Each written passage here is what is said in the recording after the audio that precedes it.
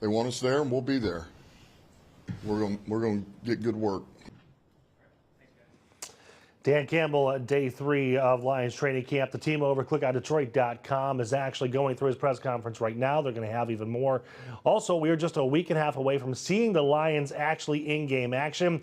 They're going to start the preseason, as they were just talking about there at the press conference, at the Football Hall of Fame. That game is in Canton against Jim Harbaugh and the LA Chargers.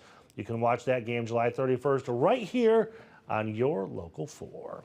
Well, not everyone has been excited about Sheetz expansion in the metro area. That gas station chain is not letting those concerns ruin a grand opening and some giveaways they have planned today. We'll take you there when we come back.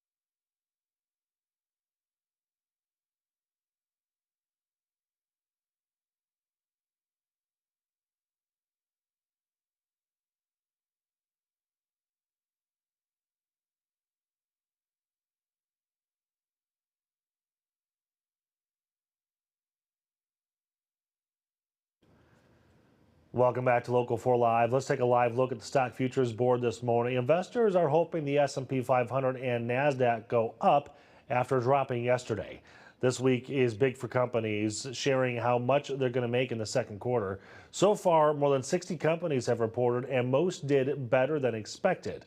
This week, companies like Coca-Cola and the Magnificent Seven tech giants, Apple, Microsoft, Amazon, Tesla, Meta, and others are set to share their results. Investors are also watching Federal Reserve Chairman Jerome Powell, who's going to speak in Washington today. That's important because next week, the Fed will decide if they need to change interest rates. We'll see what happens when the market opens in about 45 minutes. Well, 2 men will serve 2 years of probation for being involved in a sextortion scheme that contributed to a Marquette teen suicide. That's Jordan DeMay. Kendall Ormond London and Brian Keith Coldman Jr. pleaded guilty to money laundering charges in connection with the operation that extorted nearly $180,000 from victims, including DeMay. The scheme involved posing as teenage girls online to solicit explicit photos and then demanding money under threat of exposure. Let's take a live look at Washington, D.C. this morning as President Trump gets ready for a meeting with the president of the Philippines today. The two are expected to talk trade. This comes as he's battling lawmakers here at home. Alice Barr is in Washington with more, including a new report about that big, beautiful bill. Hi there. The White House looking to focus on trade today, while on Capitol Hill, a House Republican is leading a bipartisan charge to force a vote on releasing the full Epstein files. President Trump today meeting with the president of the Philippines, expected to talk trade 10 days out from sweeping reciprocal tariffs set to hit trading partners around the world. The Treasury Secretary saying the administration is not rushing trade negotiations. We are more concerned with high quality deals than getting these deals done by August 1st. As U.S. businesses brace for the impact of higher import taxes and weigh passing costs on to consumers, a new report from the nonpartisan Congressional Budget Office projecting the president's One Big Beautiful Bill Act will add $3.4 trillion to the national debt. with spending and lost revenue from extended tax cuts far outstripping cuts to programs like Medicaid, expected to cost 10 million Americans their health insurance. Republicans' signature bill is the ultimate betrayal of the American people. Republicans emphasizing the law's provisions like no tax on tips as leadership tries to brush off efforts led by House Republican Thomas Massey to force a vote on releasing the full files about notorious sex offender Jeffrey Epstein. There is no daylight between the House Republicans, the House, and the president on maximum transparency. The House Speaker arguing to give the administration space, with the White House underscoring President Trump's request to unseal grand jury testimony and for the DOJ and FBI to release any other credible evidence, seeking to push past a lingering controversy still dividing the MAGA base. And then there's this. 1 year after former President Biden dropped out of the 2024 race, his son Hunter suggested in a new interview that his father's poor performance in that fateful debate may have been caused by using the sleep aid Ambien after extensive foreign travel. The former president's office had no comment. In Washington, Alice Barr, NBC News. Some food and maybe win some freebies at the new Sheetz opening in Romulus today over on Smith Road. This is the second store to open in Metro Detroit. Between 9 and 11 o'clock this morning, there's going to be gift card drawings up to $2,500, which would get you a lot of free gas and Sheetz food orders. In honor of that grand opening, Sheetz is also giving away free fountain drinks and coffee all day. Now, Sheetz, which doubles as a gas station restaurant, plans to open dozens of stores in Southeast Michigan. We've covered their expansion for months as some communities have pushed back against their plans of getting approved. So far, it's got the green light for 20 locations, including Warren, Royal Oak, Farmington Hills, and Novi. The company wants to open 30 to 40 in Michigan over the next 5 years. We're going to come back with a check of your forecast here at home in just a few minutes. Let's take a live look over Kansas City. Next, we're taking a look at weather across the country as areas see some flash floods and extreme heat.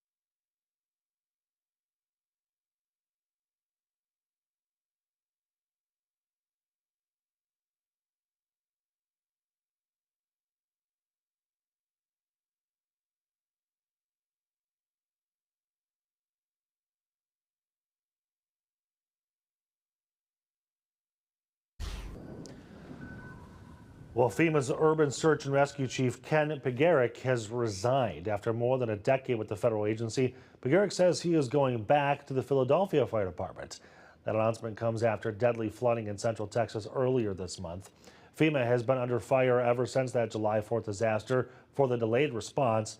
According to sources, Pegaric told FEMA colleagues the delay was the tipping point that led to his departure. A new heat dome is sealing in all the hot and humid air.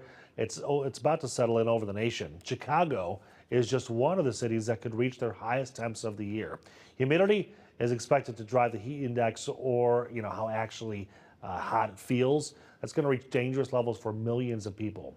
The sizzling conditions are already building up from the Gulf Coast to the plains, and the brutal heat will reach us tomorrow. Take a look at this video out of Missouri. It shows rescue crews helping save a woman clinging to a tree after floods in that area. That woman held on to tree branches for about 30 minutes in rushing water as the crews worked to save her from that area. Let's talk about your forecast here at home as you're looking live over Southfield. Ashley, temperatures not as bad, but getting there. Now, forewarned weather with Exact Track 4D. Well, today will be much like yesterday. So if you enjoyed your Monday, well, it's going to be a terrific Tuesday forecast. But get outside and enjoy it while you can, because we're tracking some significant changes for the second half of the week. And that begins tomorrow as temperatures will be on the rise. We're flirting with 90 on Wednesday, well into the 90s Thursday, and that humidity will be building in as well. So heat indices by Thursday likely in the triple digits.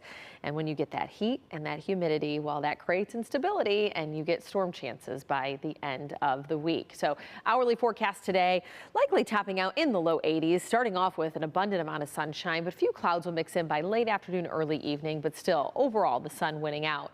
But let's talk more about the heat potential, because we're already seeing that just to our west. And so extreme heat with watches and warnings, heat advisories all in effect from Chicago down into the Gulf states. And we start to see this activity shift as we head into tomorrow. And so high pressure begins to build in the eastern part of the U.S. and that'll be right near the mid-Atlantic by Thursday. And with the jet stream setup, we will have the hottest day of the week in our forecast by the time we get to Thursday. In fact, major heat risk building across lower Michigan and even farther south of the state line. So this will impact a good chunk of the Great Lakes. Humidity forecast for the next several days. Well, you start to feel that it's a little muggier tomorrow as the humidity builds back in Wednesday, but more prominent by Thursday, obviously leading to those heat indices I was talking about. And then unfortunately, that humidity sticking around. It's going to last through the weekend, even into the earlier part of next week. And so if we do have some of the heat and humidity in the area, which we will, we're looking at the chance for a marginal risk for severe weather. But there's uncertainty with the timeline of this. So I think we could see something pop into the afternoon, but a better chance by Thursday night going into Friday. And I'll show you here how we're illustrating that. So with the model data coming in as of now, it looks like we get a little hiccup midday, but the bulk of that activity will arrive before we even get to daybreak on Friday. So we'll fine tune the timeline as we get new model runs within the next 24, 48 hours. So stay with your forewarned weather team. But that's going to kickstart just this unsettled pattern taking us through the weekend. Saturday, a better chance for a shower or a storm, as we'll just have a slight chance as we go into your Sunday. So your 7-day forecast, close to 90 tomorrow, likely in the 90s Thursday. We're back right around that 90-degree mark on Friday. And even with rain and storm chances, we only dip a few degrees for the upcoming weekend. Upper 80s, the forecasted high, and we'll be right around 90 on Monday for that afternoon high. This above average stretch could take us all the way in to the first part of August. We're going to come back in 90 seconds. The group of Metro Detroiters reliving a golden moment. Plus, take a look at the shark cam off the coast of the Atlantic. Next, the naming game that's begun for a shark here at home. That's right, a shark here at home when we come back.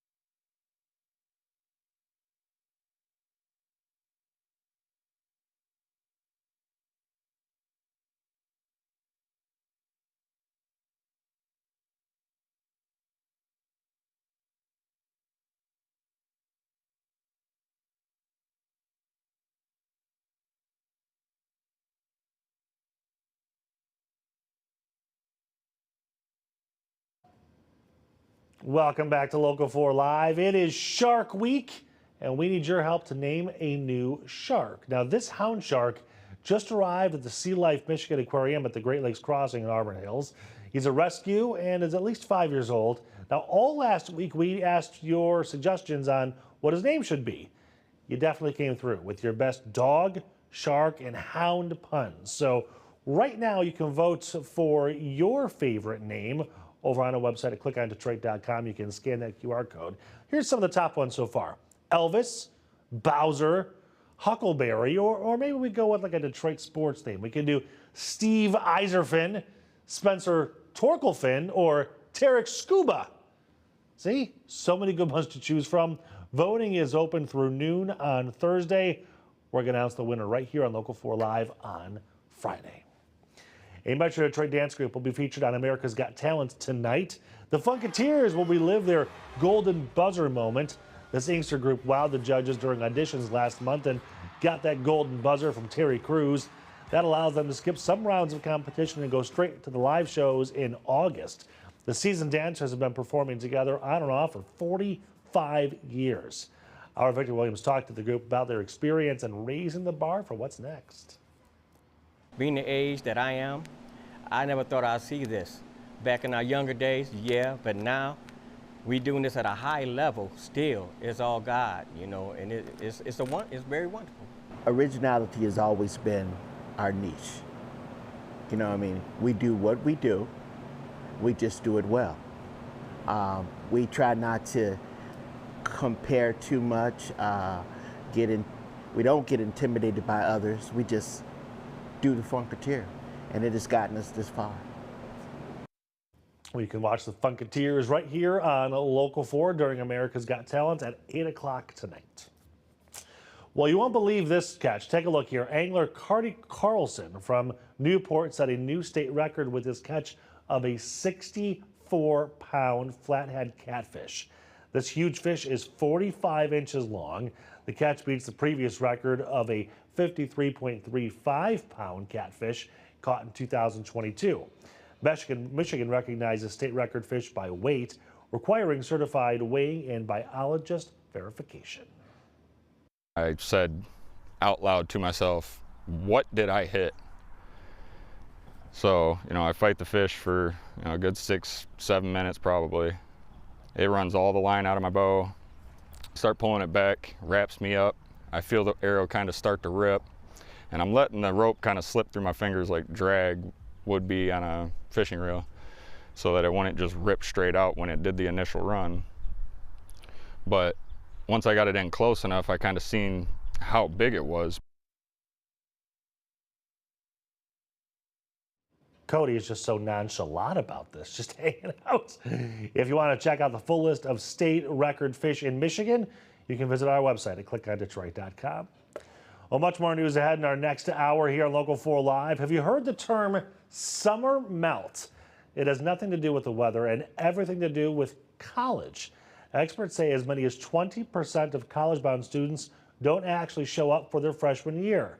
We're going to look at the reasons why and what can be done about it. Then a brand new study that may have parents rethinking when it's time to get a cell phone for their kid, how old they should be. And we're heading to outer space. We're going to talk to NASA about a new mission that is really, producer Mary, it's really out of this world. More news and weather in our next hour. Stay with us.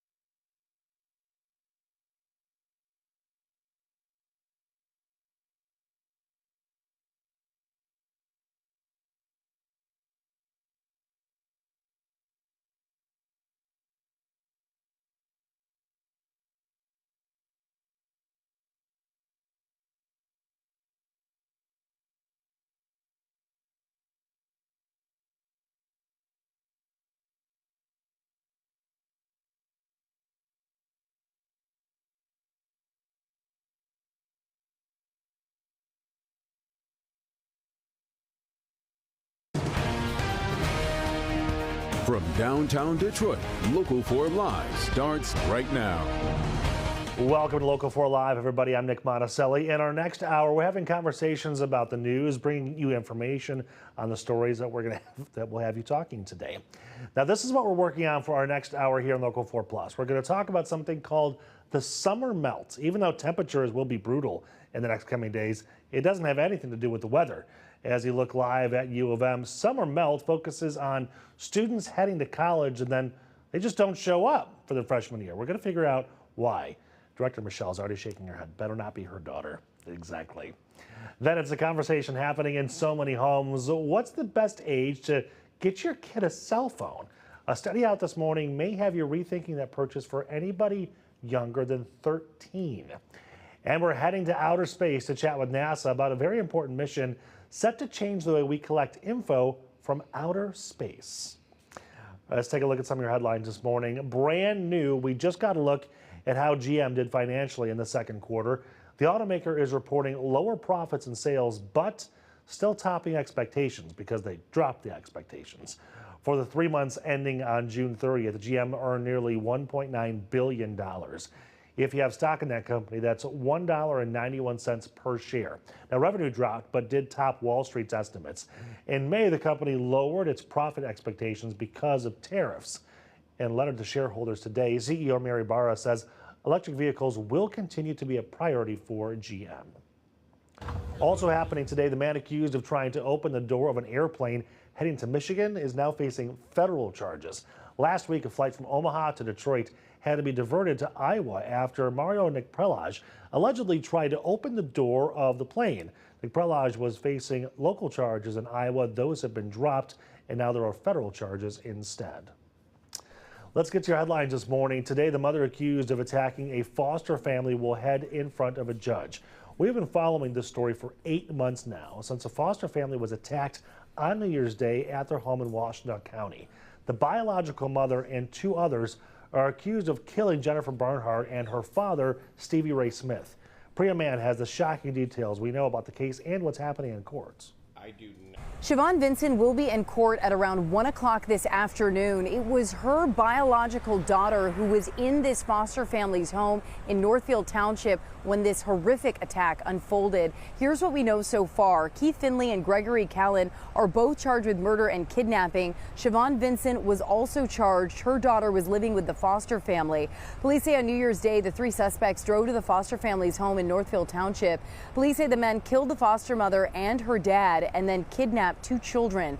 Jeffrey Bernard was the other foster parent. He was also injured before his 10-year-old biological daughter and a foster daughter were kidnapped. Jeffrey says it was over a dispute regarding the 4-year-old foster daughter who is Vincent's child. In court in April, Jeffrey described what happened on that fateful day. Because of knowing some threats that were made previously related to our foster daughter, I saw two males and 1 female. And I immediately, before I even saw her face, knew that it was Miss Vincent.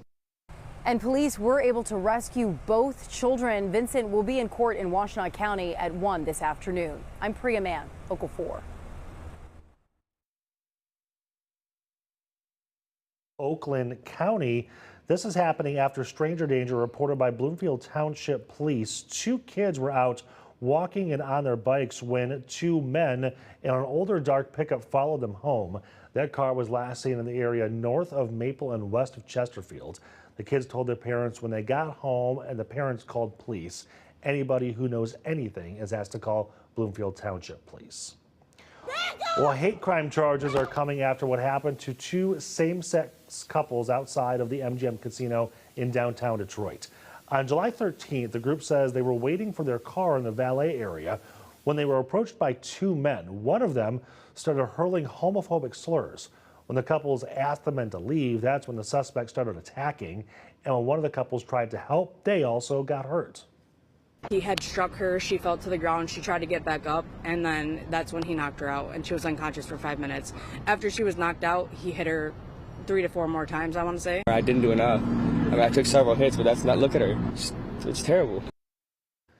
26-year-old William Wilson is now facing hate crime and aggravated assault charges. Records show he is out on bond and is due back in court on Thursday.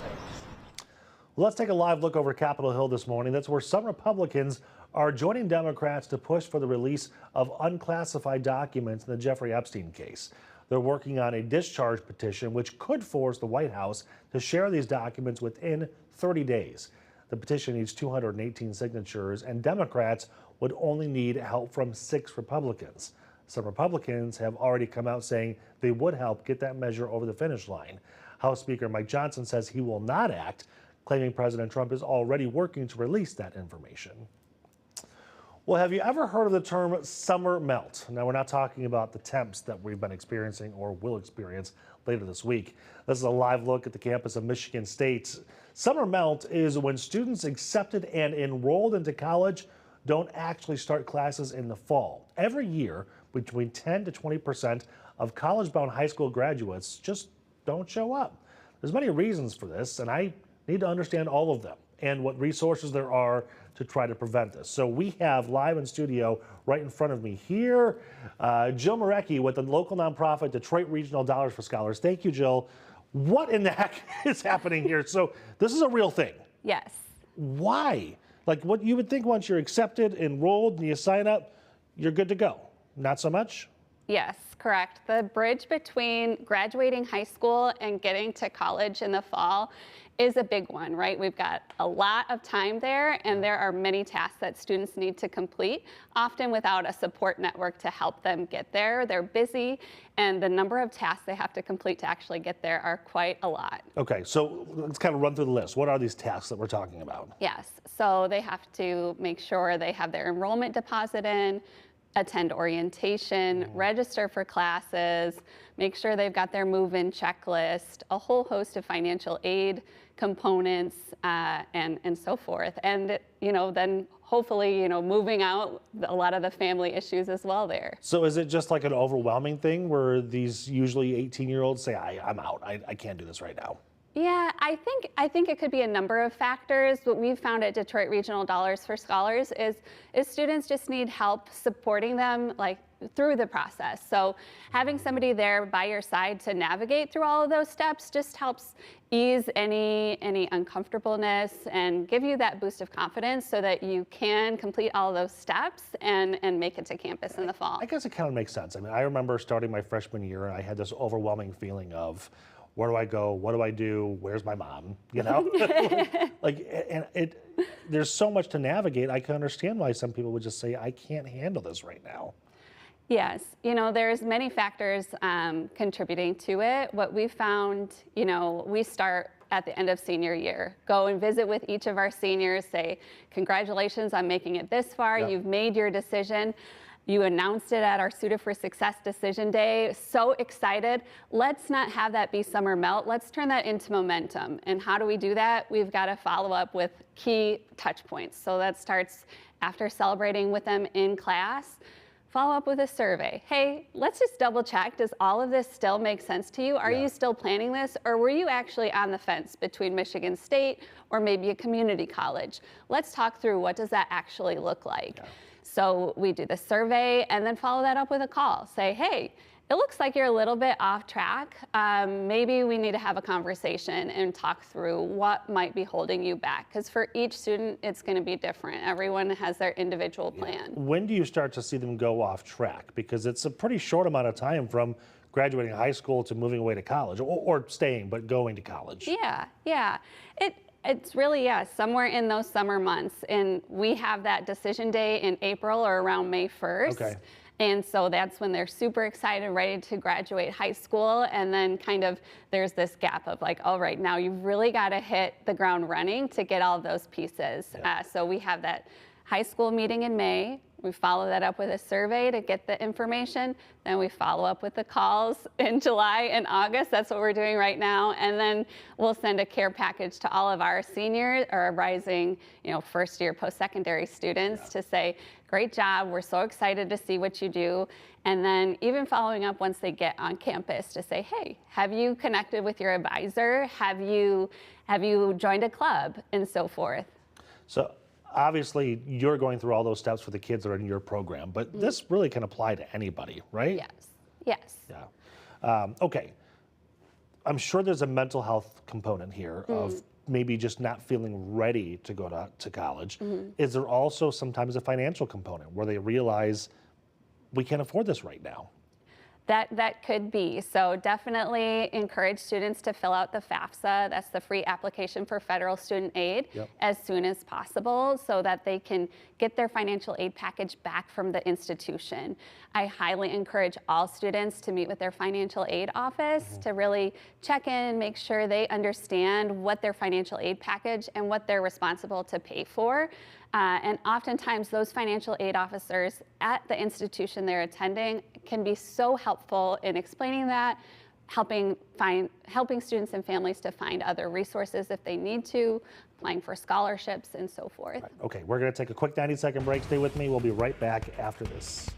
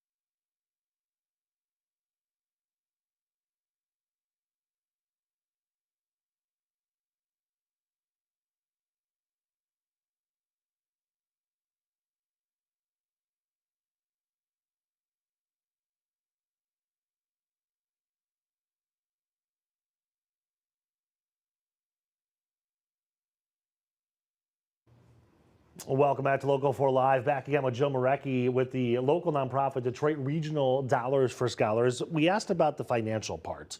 I do want to talk more about the mental health. How often do you see these high school graduates who think they're ready and then kind of start to get overwhelmed at the prospect of leaving, going away, starting at a university? It just becomes too much.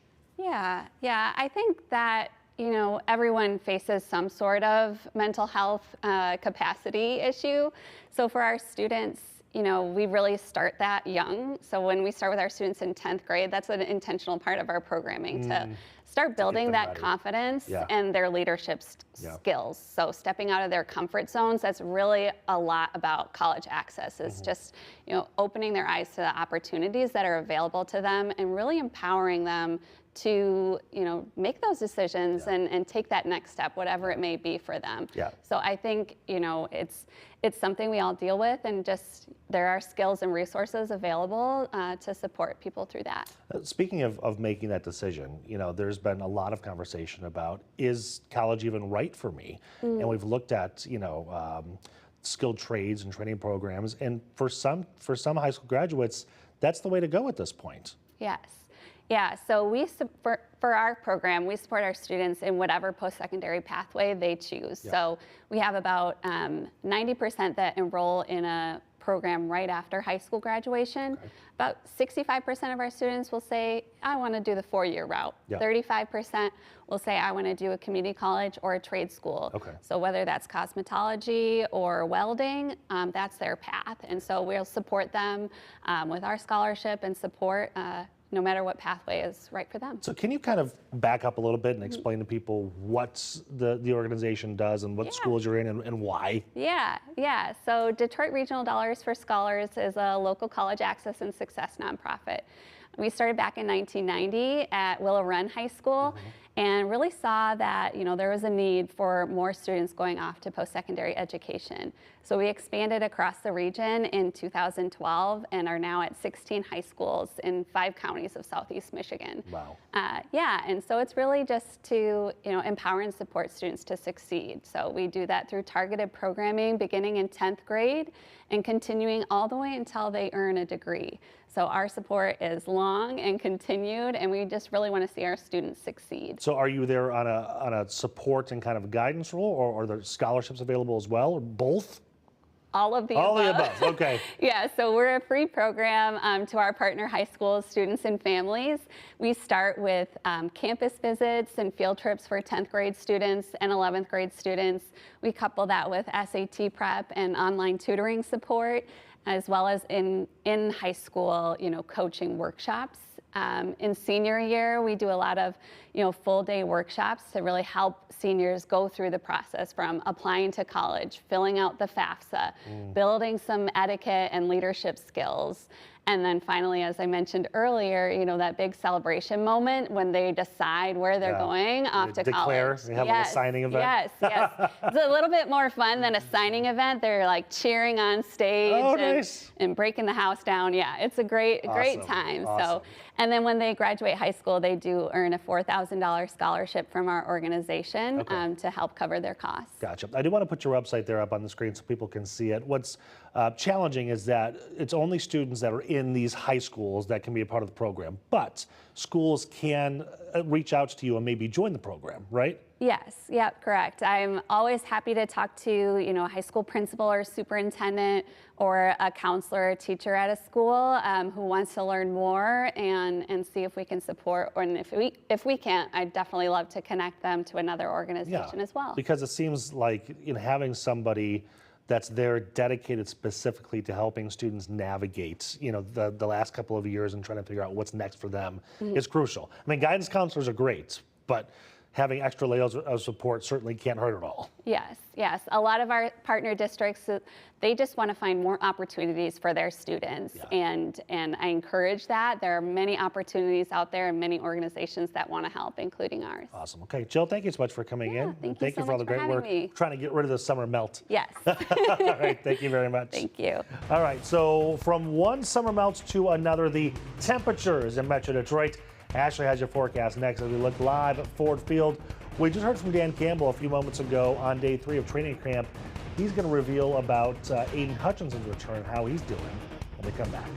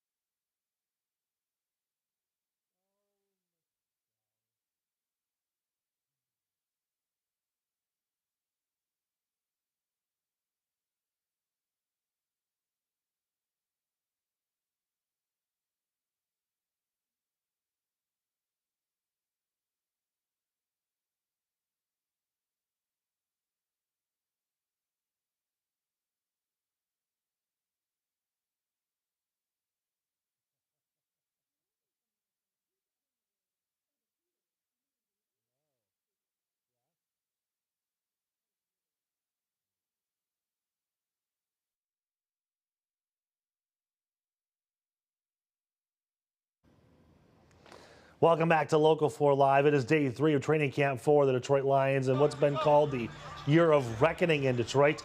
The team's goal is still the same, and despite new coaches and new players and starting roles, Dan Campbell just finished speaking. He was asked about what it feels like to have Aiden Hutchinson back on the field. It's good to see anytime you see, one of your you know, one of your guys that you know what he brings to your team. You know what he brings on the field, the production, you know, the energy, the violence. It does give you a little boost, a little lift. For me, it's just good to see his confidence back in himself. You know, that feels good to see. You know, you can tell he has a lot of faith in where he's at right now, how it feels, the way he moves, the way he bends, the way he's coming off the edge, and that's only after 2 days. So it's pretty exciting. It's pretty exciting. So it's good to have him back. Well, we are just a week and a half away from seeing the Lions in game action. They're going to be starting the preseason in the Football Hall of Fame game in Canton against Jim Harbaugh and the LA Chargers. That game, July 31st, right here on Local 4. Hey, Ash. Now, forewarned weather with Exact Track 4D. Well, today will be much like yesterday. So if you enjoyed your Monday, well, it's going to be a terrific Tuesday forecast. But get outside and enjoy it while you can, because we're tracking some significant changes for the second half of the week. And that begins tomorrow as temperatures will be on the rise. We're flirting with 90 on Wednesday, well into the 90s Thursday, and that humidity will be building in as well. So heat indices by Thursday likely in the triple digits. And when you get that heat and that humidity, well, that creates instability and you get storm chances by the end of the week. So hourly forecast today, likely topping out in the low 80s, starting off with an abundant amount of sunshine, but a few clouds will mix in by late afternoon, early evening, but still overall the sun winning out. But let's talk more about the heat potential, because we're already seeing that just to our west. And so extreme heat with watches and warnings, heat advisories all in effect from Chicago down into the Gulf states. And we start to see this activity shift as we head into tomorrow. And so high pressure begins to build in the eastern part of the U.S. and that'll be right near the mid-Atlantic by Thursday. And with the jet stream setup, we will have the hottest day of the week in our forecast by the time we get to Thursday. In fact, major heat risk building across lower Michigan and even farther south of the state line. So this will impact a good chunk of the Great Lakes. Humidity forecast for the next several days. Well, you start to feel that it's a little muggier tomorrow as the humidity builds back in Wednesday, but more prominent by Thursday, obviously leading to those heat indices I was talking about. And then unfortunately, that humidity sticking around. It's going to last through the weekend, even into the earlier part of next week. And so if we do have some of the heat and humidity in the area, which we will, we're looking at the chance for a marginal risk for severe weather. But there's uncertainty with the timeline of this. So I think we could see something pop into the afternoon, but a better chance by Thursday night going into Friday. And I'll show you here how we're illustrating that. So with the model data coming in as of now, it looks like we get a little hiccup midday, but the bulk of that activity will arrive before we even get to daybreak on Friday. So we'll fine tune the timeline as we get new model runs within the next 24, 48 hours. So stay with your forewarned weather team. But that's going to kickstart just this unsettled pattern taking us through the weekend. Saturday, a better chance for a shower or a storm, as we'll just have a slight chance as we go into your Sunday. So your 7-day forecast, close to 90 tomorrow, likely in the 90s Thursday. We're back right around that 90-degree mark on Friday. And even with rain and storm chances, we only dip a few degrees for the upcoming weekend. Upper 80s, the forecasted high, and we'll be right around 90 on Monday for that afternoon high. This above average stretch could take us all the way in to the first part of August. Ashley, thank you. When we come back, we're going to take a look at a study that suggests how old your kids should be before using a smartphone, and the experts that are concerned about the amount of access kids have to the internet.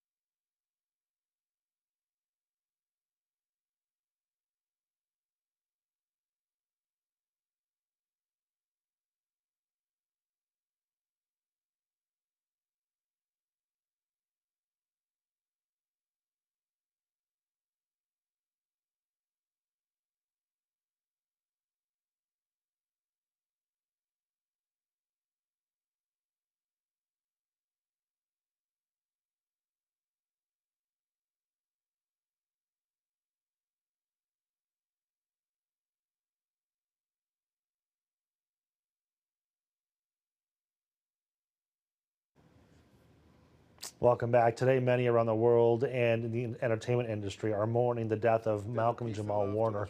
According to the Costa Rican police, he was pulled from a current while swimming on family vacation Sunday.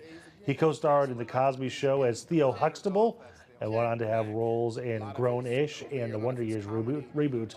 Warner was 54 years old. 5 million pools are being recalled after multiple children have drowned. The above-ground pools are being recalled across the U.S. and Canada after 9 drownings. The recall affects certain Bestway, Intex, and Polygroup pools. They were sold since 2002, all 48 inches or taller. Safety officials say exterior straps may act as footholds, allowing kids to climb in unsupervised. Owners are urged to contact manufacturers for a free repair and keep children away until that's installed. Full recall details are posted on our website at clickondetroit.com. Well, we know this is a debate happening in so many houses. What is the right age to get your kid a cell phone? Well, a new study is suggesting that kids under the age of 13 should not have a smartphone. The study is based on self-reports and a survey of nearly 2 million people in over 160 countries. It says that using smartphones before age 13 could damage kids' mental health. According to the study, the likely case could be that kids who used smartphones before turning 13 accessed social media more and experienced sleep disruptions, cyberbullying, and negative family relationships. The results were so alarming that the founder and director of the Princeton Psychotherapy Center, Melissa Greenberg, is calling for global restrictions to prevent children younger than 13 from using smartphones and social media. I think it's very hard to turn back once you've already given your child access to those things. I do think, though, that it's possible, and I think parents should consider it. I also think it's really important for parents to know their own child and know how these devices and the social media platforms are impacting their children. Not every child is going to have the same reaction. And so knowing your child, tracking the kind of impact it's having on them is really important. Experts say if you can, find more ways to pull back on the usage, the smartphone usage for your kids, maybe limiting screen time or putting limits on the apps. Well, have you ever thought about adding a little extra weight to boost your daily calorie burn? When we come back at 9:30, Will Jones is going to show us how you can add a little spice to your workout routine. Right, Michelle? Yeah. Okay.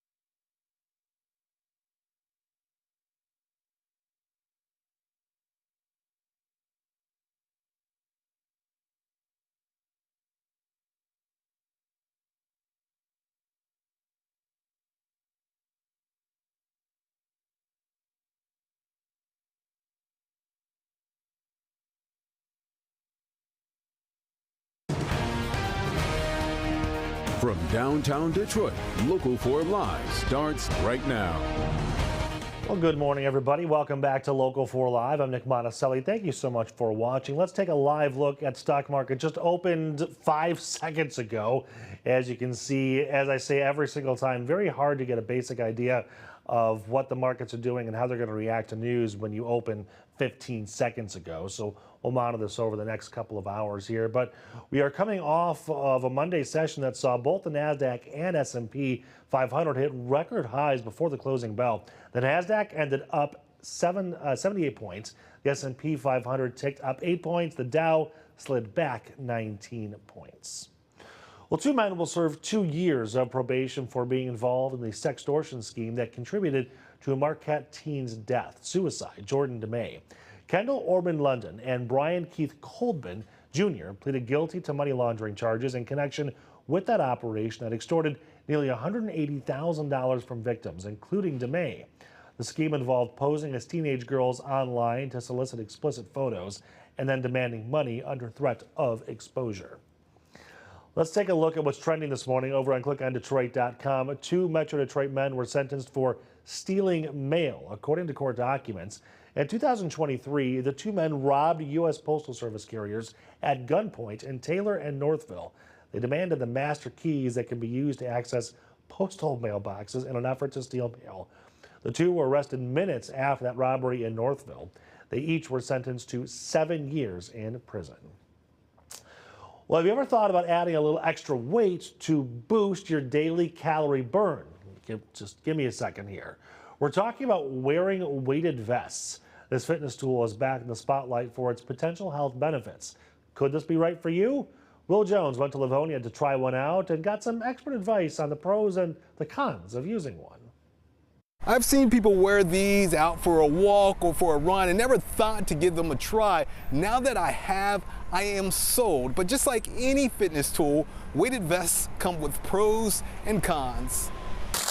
How long have you been wearing a weighted vest? About 4 or 5 months. Lindsay Sheridan and Ashley Seelbach decided to add weighted vests to their 4-mile walks after hearing about the benefits on Instagram. Does it look all right? Okay. It looks professional. Okay. We follow a lot of people who commented on the importance of core strength and especially in women getting older, so osteoporosis, and we thought, why not try it? Yeah, we're walking anyway, we might as well, up it a little bit. How hard was it to get used to it? It was challenging. We started at 11 pounds, and the difference between 11 and 13 is kind of drastic. Right now it's only about 10 pounds. So you kind of slip them in here, make sure they're secure. Nick Parkinson is the supervisor of athletic training at Henry Ford Health. This one goes over your head, comes down. He's been wearing a weighted vest Boom.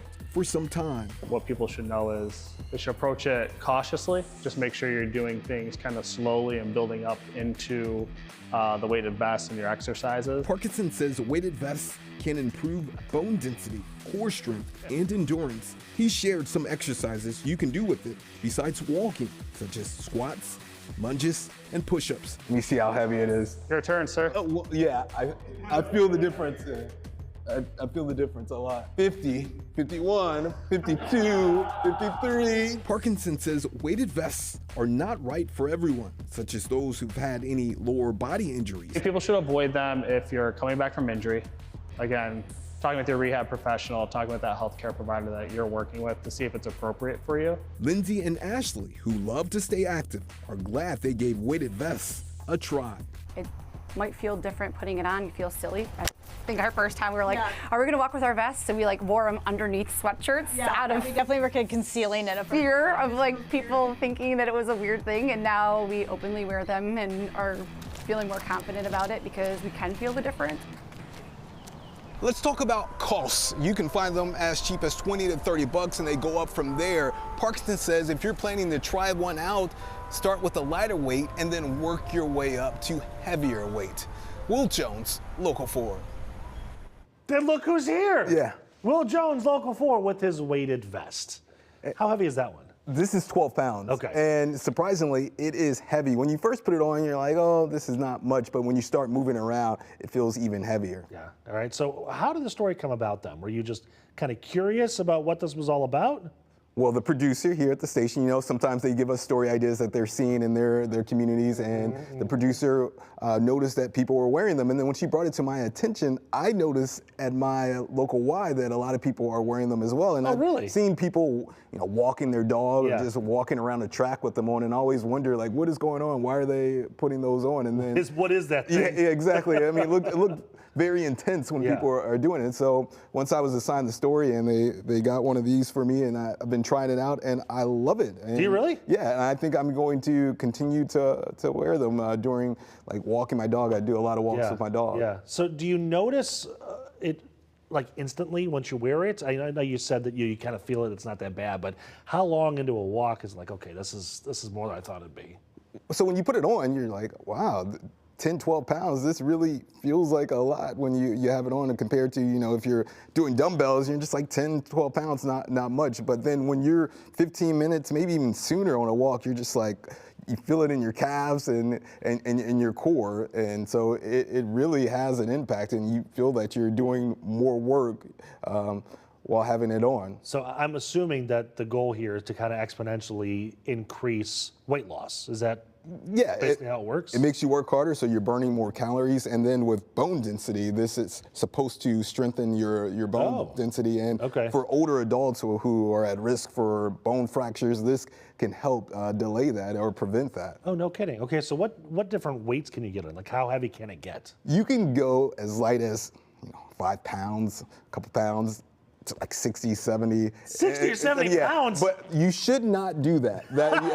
Experts recommend that you should do no more than 10% of your body weight. So if you're 120 pounds, don't go more than 12 pounds. And you should start off light, and then you work your way up. So don't put on 20 pounds and then go out, because it could not be good for you. And then obviously with anything, any fitness tool, speak to your medical professional just to make sure it's right for you. Right. Now, if you're kind of weighting up as you go, do you have to buy more vests, or can you buy them where you add weights to it? So this one that we got off Amazon, this is 12 pounds, and you really can't add anything to this one, but you can buy different brands, different styles, where you can buy weights and you just continuously add once you want to work your way up to more weight. So it just depends on which vest you would like. Okay, so if I see you walking the dog with this thing on, it's just normal now. Exactly. You know, when we first got in, I walked around the newsroom. So many people were just like, "Who's this guy? What are you doing?" And so it was a talker. So it was kind of nice. You know, sometimes we want to stick out a little bit. Right. Okay, so do you weight up then? Are you going to go to the next one, or are you good with 12? I think I am going to add some more weight. Okay. Yeah. All right. But I'm going to stop at a certain point. I'm not going to, 70 pounds. Yeah. This guy's not going to be doing that. All right. Well, thanks, man. Thanks for having me. Appreciate it. That's very cool. Okay. When we come back, we'll have a short break. Then we're going to look at a NASA launch that is set to change the way we get information from outer space. We have NASA live on Local 4 Live.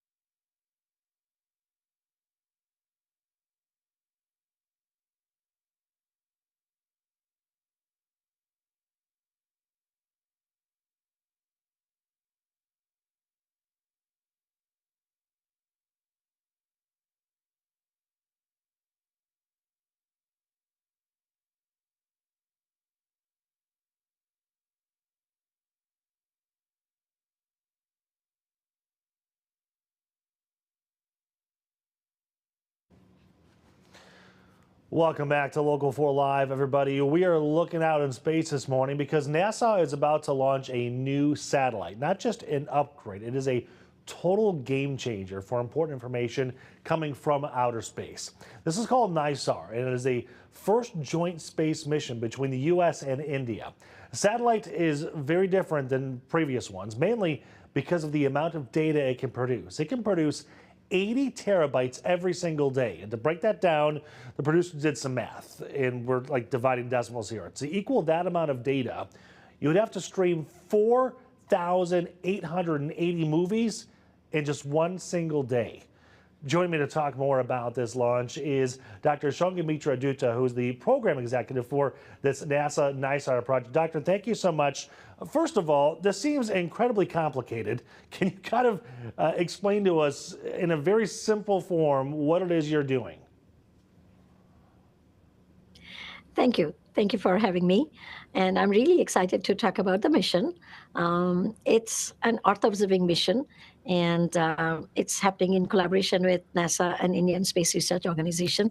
It is going to use two different radars, working in two different frequencies, and looking at the Earth's surface, small changes, land and ice cover all over the Earth, the globe, and that data will be used by the global community and for free.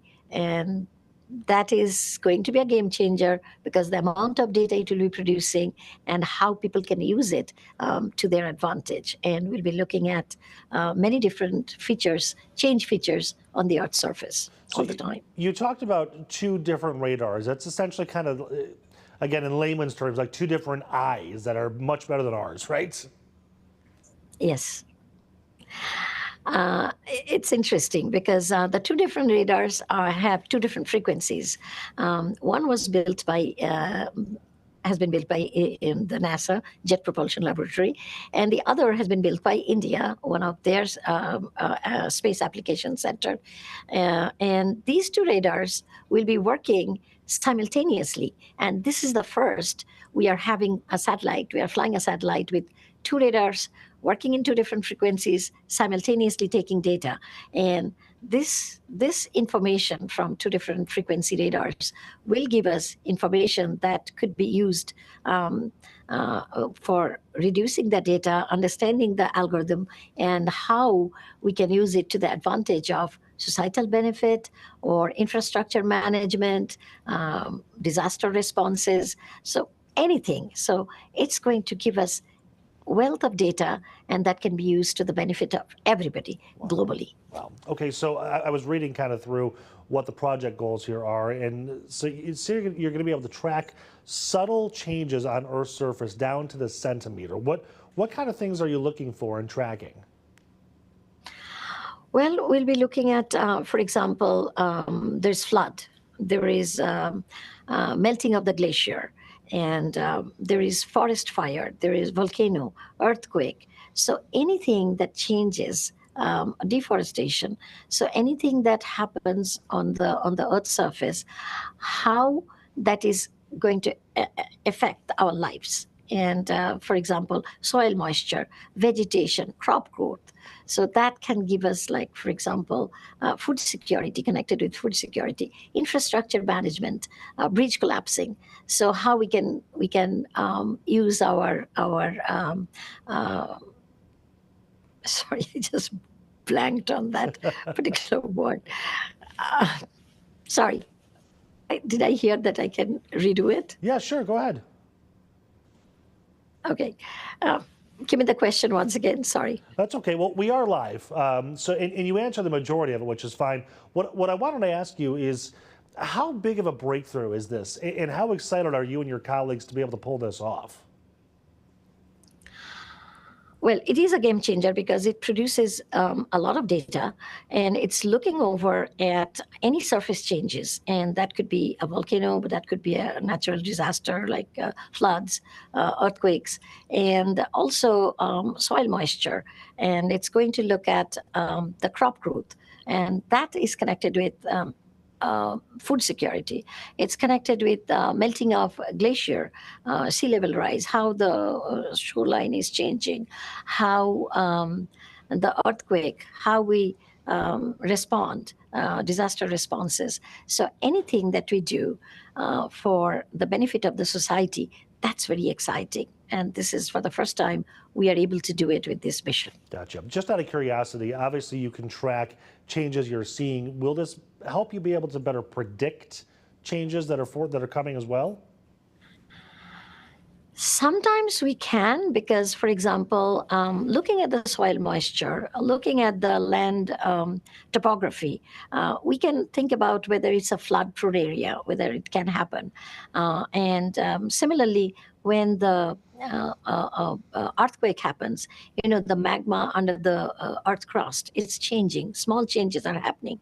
So getting that data and then analyzing it, scientists can understand why it happened and whether it is prone, whether it's coming. So we will have more understanding of the changes and why the change is happening, and that will give us someday a better ability to predict it. Gotcha. Okay, Dr. Duda of NASA, thank you so much for joining us today. Thank you. Take care.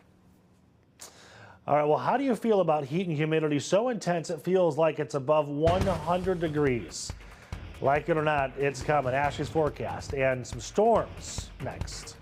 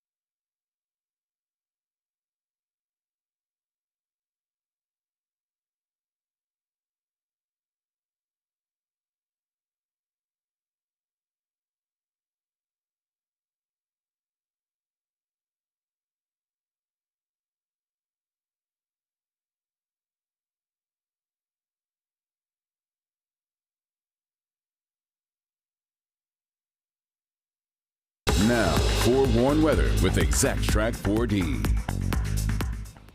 Well, today will be much like yesterday. So if you enjoyed your Monday, well, it's going to be a terrific Tuesday forecast. But get outside and enjoy it while you can, because we're tracking some significant changes for the second half of the week. And that begins tomorrow as temperatures will be on the rise. We're flirting with 90 on Wednesday, well into the 90s Thursday, and that humidity will be building in as well. So heat indices by Thursday likely in the triple digits. And when you get that heat and that humidity, well, that creates instability and you get storm chances by the end of the week. So hourly forecast today, likely topping out in the low 80s, starting off with an abundant amount of sunshine, but few clouds will mix in by late afternoon, early evening, but still overall the sun winning out. But let's talk more about the heat potential, because we're already seeing that just to our west. And so extreme heat with watches and warnings, heat advisories all in effect from Chicago down into the Gulf states. And we start to see this activity shift as we head into tomorrow. And so high pressure begins to build in the eastern part of the U.S. and that'll be right near the mid-Atlantic by Thursday. And with the jet stream setup, we will have the hottest day of the week in our forecast by the time we get to Thursday. In fact, major heat risk building across lower Michigan and even farther south of the state line. So this will impact a good chunk of the Great Lakes. Humidity forecast for the next several days. Well, you start to feel that it's a little muggier tomorrow as the humidity builds back in Wednesday, but more prominent by Thursday, obviously leading to those heat indices I was talking about. And then unfortunately, that humidity sticking around. It's going to last through the weekend, even into the earlier part of next week. And so if we do have some of the heat and humidity in the area, which we will, we're looking at the chance for a marginal risk for severe weather. But there's uncertainty with the timeline of this. So I think we could see something pop into the afternoon, but a better chance by Thursday night going into Friday. And I'll show you here how we're illustrating that. So with the model data coming in as of now, it looks like we get a little hiccup midday, but the bulk of that activity will arrive before we even get to daybreak on Friday. So we'll fine tune the timeline as we get new model runs within the next 24, 48 hours. So stay with your forewarned weather team. But that's going to kickstart just this unsettled pattern taking us through the weekend. Saturday, a better chance for a shower or a storm, as we'll just have a slight chance as we go into your Sunday. So your 7-day forecast, close to 90 tomorrow, likely in the 90s Thursday. We're back right around that 90-degree mark on Friday, and even with rain and storm chances, we only dip a few degrees for the upcoming weekend. Upper 80s, the forecasted high, and we'll be right around 90 on Monday for that afternoon high. This above average stretch could take us all the way in to the first part of August. Oh boy. Okay, thanks, Ash. When we come back, we're going to check in with Tati from Live in the D to see what's happening on Live in the D, which starts in 1 hour and 7 minutes.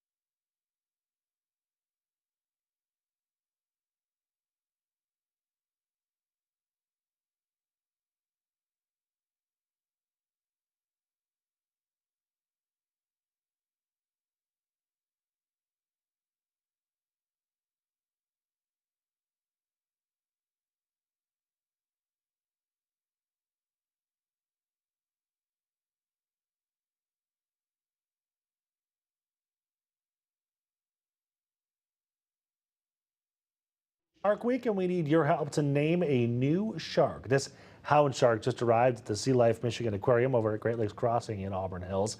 He's a rescue. He's about 5 years old. So all last week, we asked for your suggestions on his name.